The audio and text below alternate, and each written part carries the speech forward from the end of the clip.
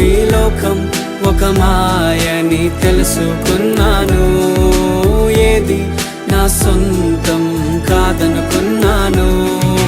తప్పిపోయిన కుమారుని నేనైతే నా కొరకై నిరీక్షించే తండ్రి నా యేసు. తప్పిపోయిన కుమారుని నేనైతే నా కొరకై నిరీక్షించే తండ్రి నా యేసు.